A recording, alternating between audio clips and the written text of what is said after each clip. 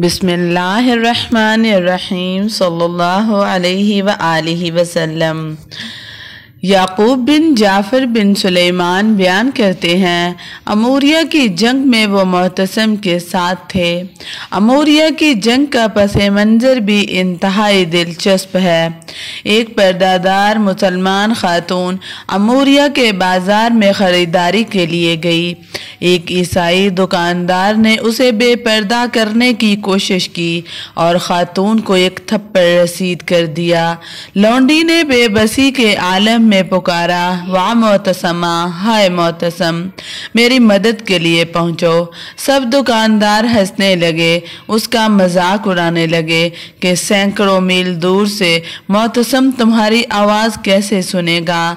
एक मुसलमान ये मंजर देख रहा था, खुद कलामी के अंदाज में कहा, इसकी आवाज़ मैं मोतसम तक पहुंचाऊंगा।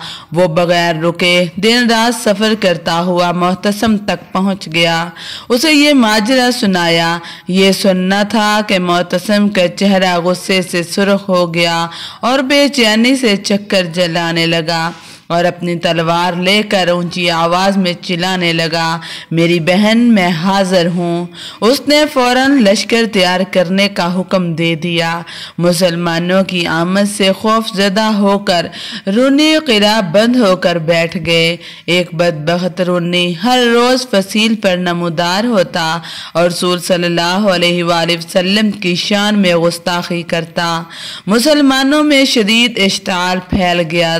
वो इतने फासले पर था कि मुसलमानों के तीर वहां तक ना पहुंच पाते।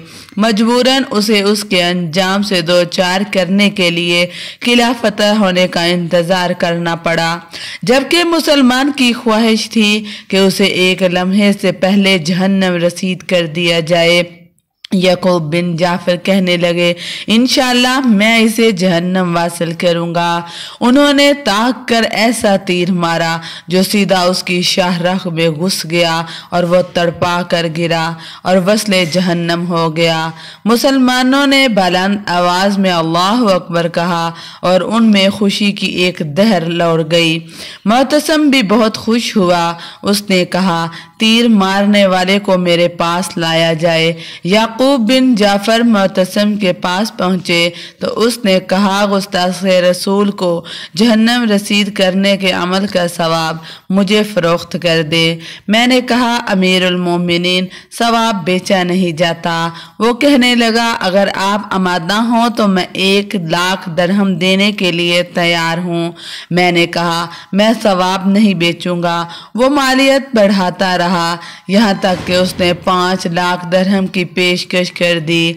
मैंने कहा, अगर आप सारी दुनिया भी दे दें तब भी मैं सवाब फरोख्त नहीं करूँगा, अलबत्ता मैं आपको इसका निसफ सवाब तोहफे में देता हूँ और उसकी बात अल्लाह को गवाह बनाता हूँ। मुअतसिम कहने लगा, अल्लाह आपको इसका आला दर्जा अता फरमाए, मैं राज़ी हूँ।